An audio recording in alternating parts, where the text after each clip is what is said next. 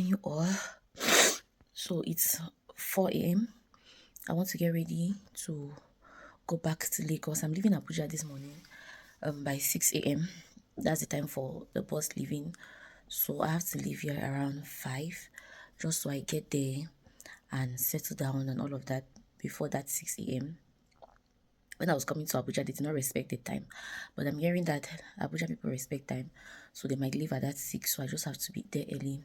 Better safe than sorry.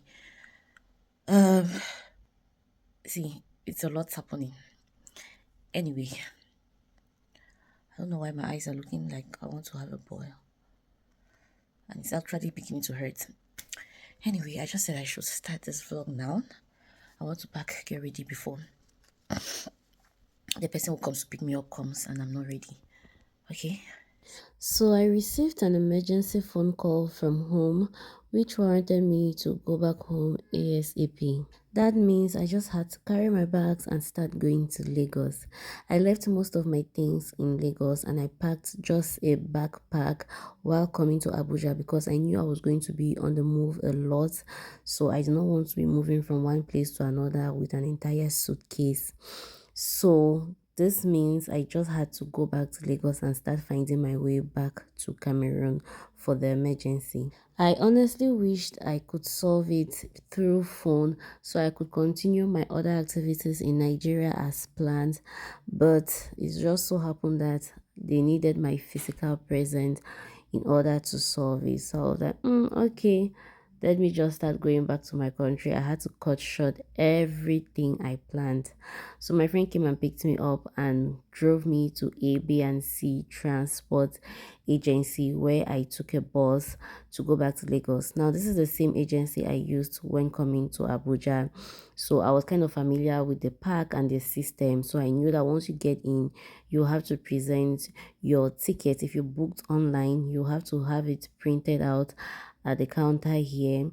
You collect it and they would cut the ticket before you enter the bus. So I just came straight here to the bus ticket area, showed them my booking online. They collected the number, they printed out the ticket, gave me the hard copy, and then I had to go and find a place to sit down and wait for them till the time when they announce my bus is about to leave for me to go and board into the bus.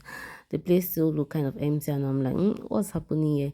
Anyway, I found my place, I sat down and then I made my goodbyes to my friend. We exchanged pleasantries, we hugged each other and like, I will see you again. This is not goodbye, I'll definitely see you again. And then he left me.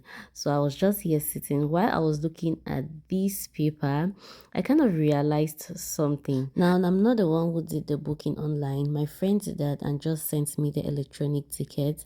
And I realized that prices have increased by 1,000 naira. The price I paid when coming is different from what I paid when going. And I just could relate what Nigerian business people have been shouting all over social media. Like, today's price can never be the same as yesterday's price. Always check your prices because Naira is making them to change prices every day. Prices of things are going up. Anyway, they were still dry cleaning the place while I was sitting here, so I was quite early. I had to carry my bag and look for some other place to sit because while I was sitting, I was feeling so much breeze on me and I was not in the mood to be receiving so much air. It was kind of giving me cold, so I had to come this other way just so I'm comfortable while waiting because I knew I had a long stay. Can you see how the floor is still wet? They were still mopping the floor. They finally announced for us to board. All the passengers traveling to Compile, please proceed aboard the 639. Thank you. Please, your ticket. What's your ticket? Ticket, where's your ticket? Come and cut your ticket before you pass.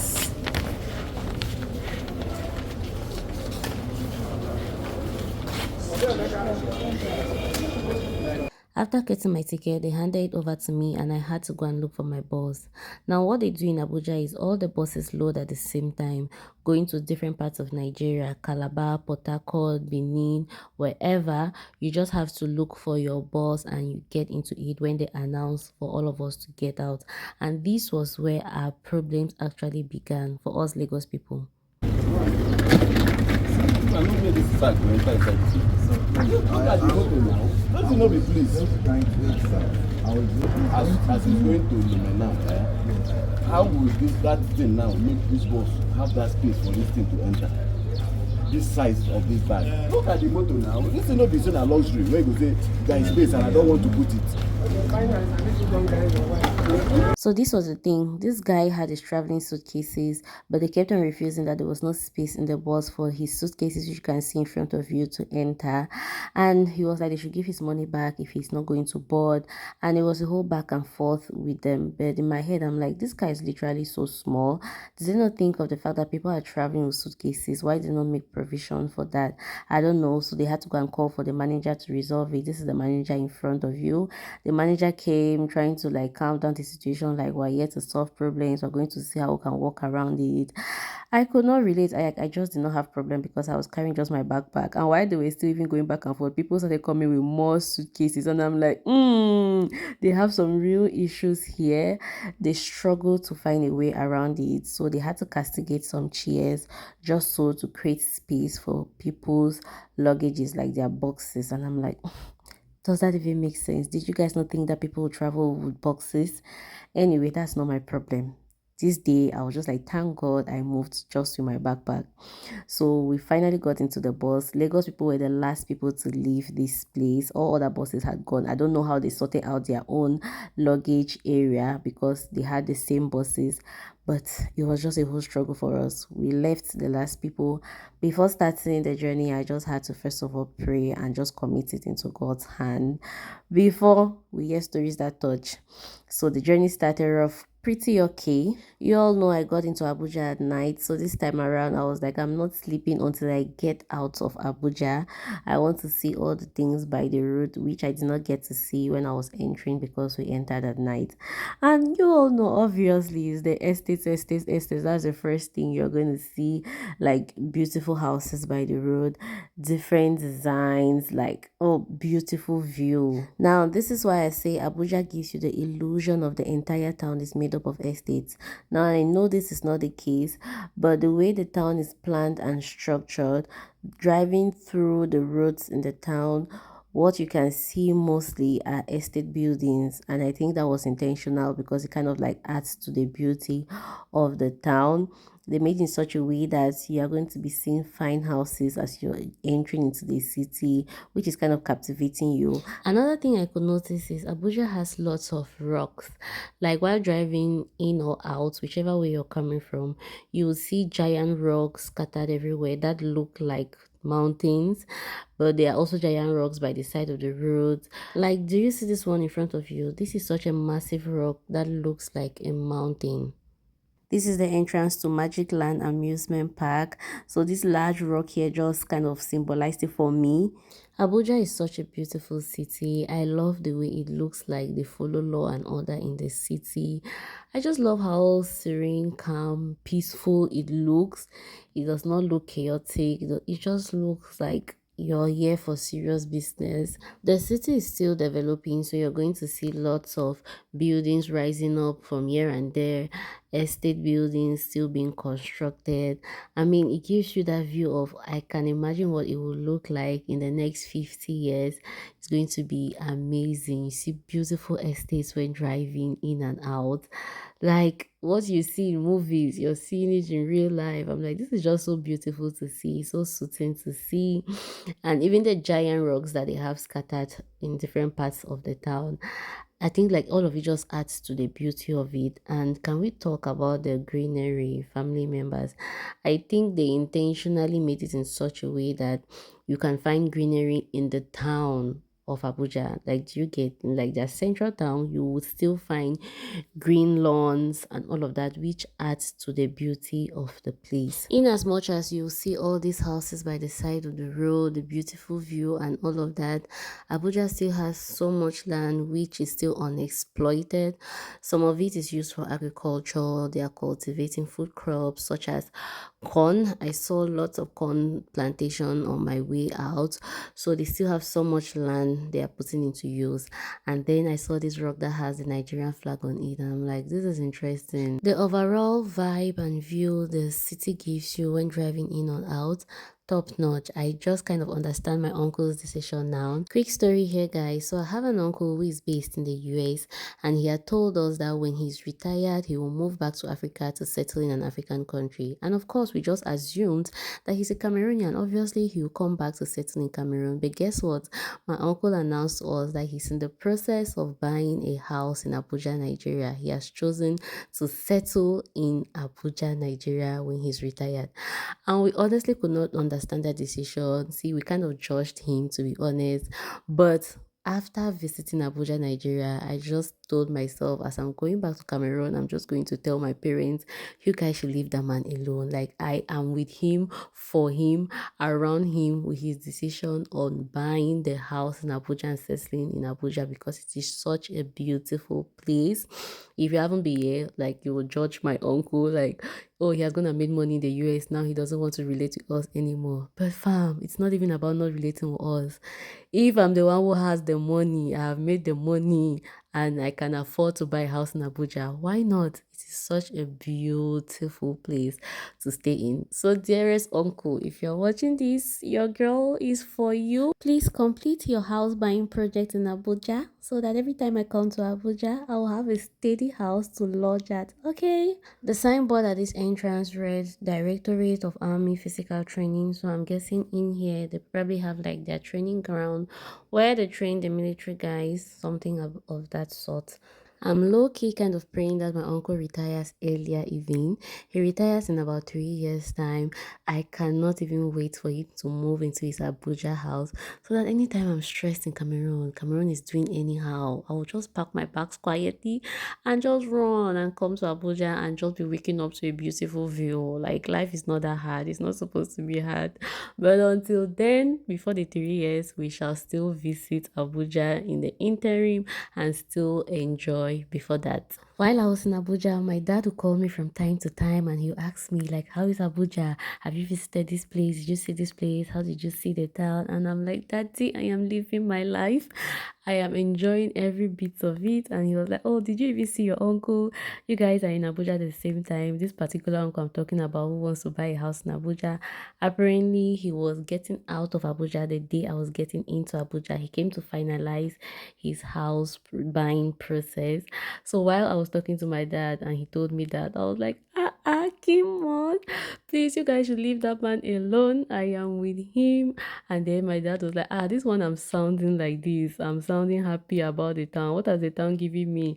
They have given me the same jazz that they gave my uncle. And I told my daddy, yes, we bushfallers, that is myself and my uncle, we kind of think alike now. We cannot explain to you people commoners the beauty of Abuja. And I was like, Daddy, to explain the beauty of Abuja to you is like explaining to a blind man the color red. Like, how do you want him to understand that? So I just cannot explain it to you. You need to come yourself and see, for you to better appreciate the place. Mind you, my dad schooled in Nigeria, so he has been to some parts of Nigeria, but he hasn't been to Abuja. So I just told him, Daddy, you see that your Nigeria that you have been disturbing our ears, that you have been to, you need to take another trip and come purposely to come and see Abuja, because what? Look at this view. Tell me, even you watching it, it's not entering your eyes. I mean, it is so beautiful.